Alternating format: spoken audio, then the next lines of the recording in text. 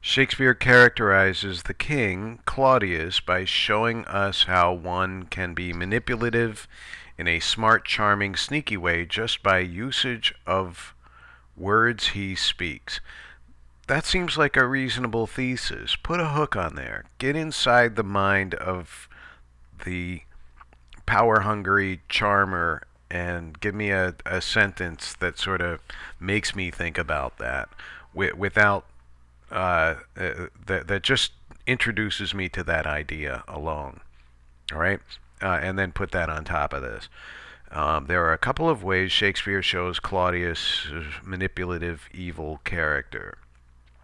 Claudius has Claudius Shakespeare has Claudius contradicting himself, but then shows how Claudius uses his wise strategies.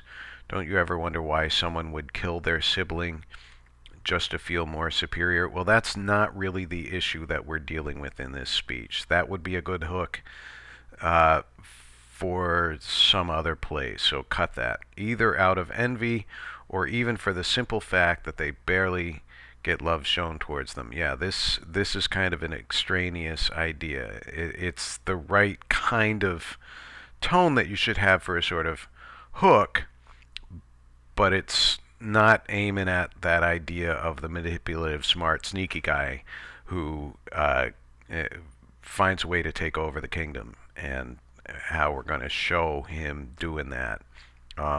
What you should have in place of this language is a bit of a roadmap leading us into the three speeches that we're going to deal with. And I would put them in order. But I'll deal with this first, but I'll tell you why when we get down to the next one. In the speech that Claudius gave to Hamlet about his father was spoken with a couple of contradictions, and I chose 5 of those contradictions. Oh, but this isn't the speech to Hamlet. This is the speech to the kingdom. So this is a bit awkward. I'd reword that and show that this is the public speech that's in front of all the courtiers. That we with wisest sorrow think on him. I think Shakespeare is characterizing him as a clever character because he is thinking of how to be sad in an intelligent way. But that's impossible. Well, why might he be saying that to the people of the court? Add something there about why that might help him politically to say that to people. Think on him. Who's the him? The him is the dead king, right?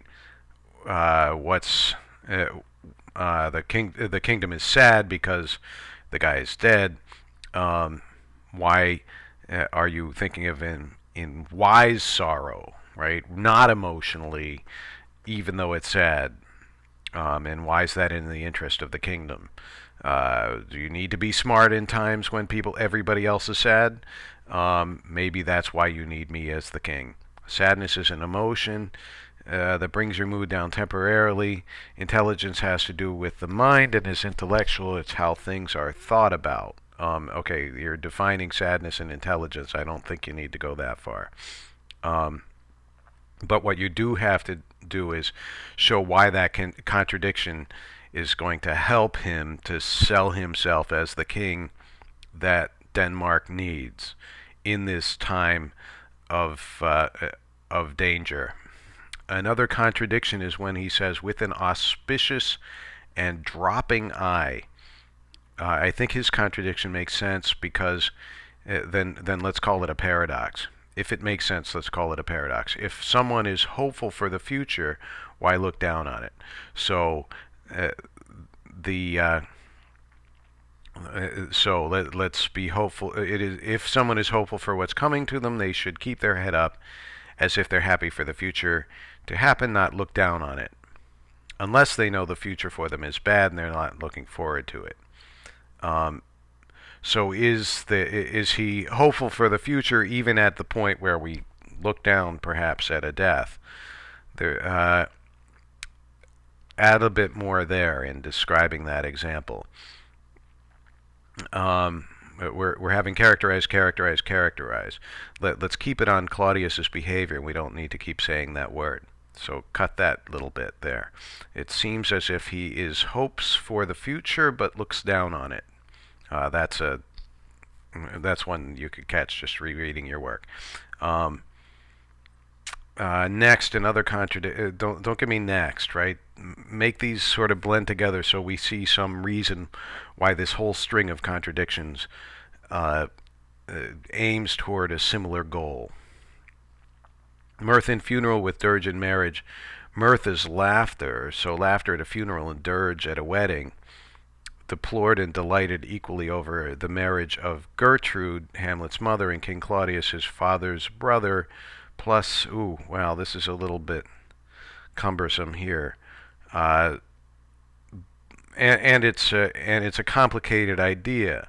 Why would you be happy at a funeral? Why would you be sad at a wedding? They're happening at the same time. Everybody in the kingdom knows it.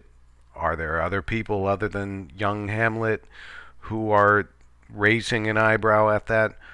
Maybe. Why would Claudius saying this publicly make a difference with those people? I feel like Claudius was trying to say that while Hamlet's father was dying, they both shared their love for one another. I think you can say that, right? Being glad he's out of pain, you can elaborate on that. Say a little more there. Claudius might have implied that the fact that he was to marry the queen as soon as the king died, the kingdom would be better. I think he does imply that. He has taken on the reins of power for the good of the kingdom, and maybe wants them, even though it's a sad time, to be happy about the direction the kingdom is going. He is there. We've used overused, characterized. All of these things are leaning toward that. We don't need to keep saying that. As a clever character, because he thinks about marrying a widow immediately and taking hold of the throne. Well, marrying the widow and taking hold of the throne wouldn't be the way he'd try to sell it to them. What's he trying to say? Well, so fix that. The fourth contradiction is when he says, "As 'twere with defeated joy." I feel like this is also you don't have to feel it's a contradiction. It definitely is. So cut the language here and go right into no one really likes to be defeated and then be happy about it. Claudius is now. Why would he have a defeated joy here? This might be that idea that it's good to be king, yet death has taken my beloved brother from me. The defeat of losing the king to death. Well, you can't. We're all going to be defeated by death. So, what's left? Let's be glad with what we have and the time that we have. I don't know. Maybe you can make that argument. Or maybe he's happy about it. Well, you wouldn't say that publicly. Happy about his brother's death and marriage. This is where you're mixing it around, right? Oh, yeah, well, it is a funeral and I'm looking happy. Why am I looking happy? I just got married to a really nice wife. And he's happy about the fact that I don't think he's saying that publicly. Ultimately, in equal scale, weighing delight and dole, I think you can assume his insincerity. Feeling of delight and dole are both balanced out equally on the same scale. But how can the feeling of great pleasure match up with sorrow? One would want great satisfaction over the feeling of grief any day. He's saying the emotions are as strong? I think you can say that. The delightful part can both be the wedding and him finally taking the throne after his dead brother. The dole might be in his brother's death.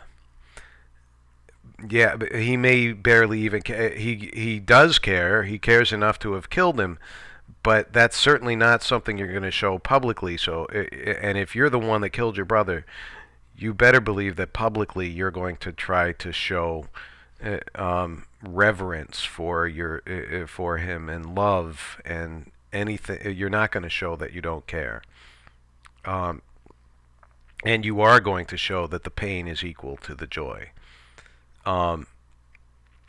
Good pain versus bad pain.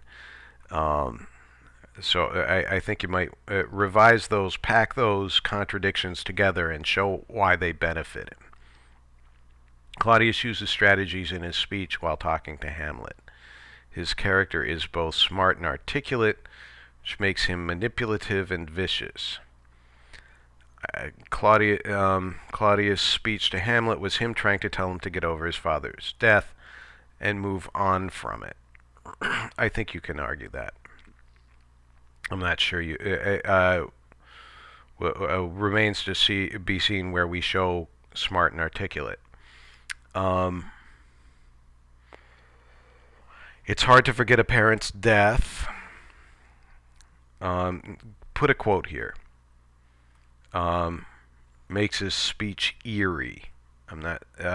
If you're gonna say eerie, make sure you have evidence to show eerie. It's as if his brother's death is talked about, the more people would look into it. Remember, we've gone from the public speech to the people to the private speech with Hamlet. Here, we're trying to convince Hamlet to move on, and I've not yet gotten into strategies. You say one strategy he might have used, and you've not yet told me which ones he actually has. So don't give me that until we get to that. And had enough time to, as if the entire time Hamlet was mourning over his father's death, he had enough time to write it. But I don't have an example yet, so I can't agree with you on that yet. That has a well thought out strategy. So I gotta get down here a lot faster. But you must know your father lost a father, that father lost his. Trying to remind Hamlet that people are bound to die sooner or later. That happens.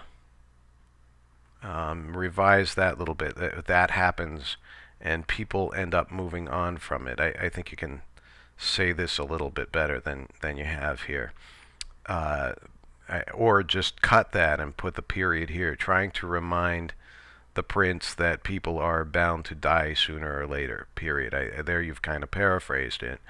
And then give me a sentence here in why that might be something he would try, he would expect to convince Hamlet with. Then later tries to insult him by saying 'tis unmanly grief. He's basically telling Hamlet to man up about his father's death. That's slangy, say it differently. Get on his life and go back to Wittenberg and study. No, he's not telling him to go back to Wittenberg. Why doesn't he want your intent in going back to school in Wittenberg? It is most retrograde, I believe, is closer to the complete quote. That means against my wishes. I don't want you to go back to Wittenberg, then I can't watch you. Right? So change that. That's just not supportable by the text. I think he's trying to manipulate Hamlet in going back to school, so that so cut that part. But you're missing the tactic in here where he when he tells him to come back to not go back to school at Wittenberg, he makes that, if you can find it in the speech where he tells Hamlet, think on us as of a father. So what's that saying? I'm your father's brother. I'm just like him. Let me be your dad. All right? I'll make it better. And tell me why each of these tactics might work.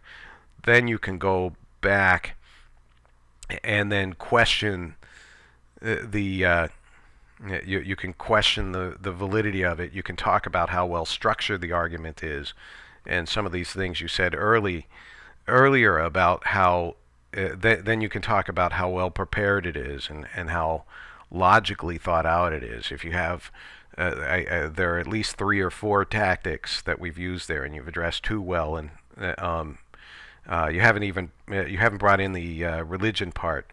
I think there's a religious argument that he makes there that you can exploit as well. In conclusion, Shakespeare shows the audience that Claudius is a selfish and ignorant character. He's not ignorant. He is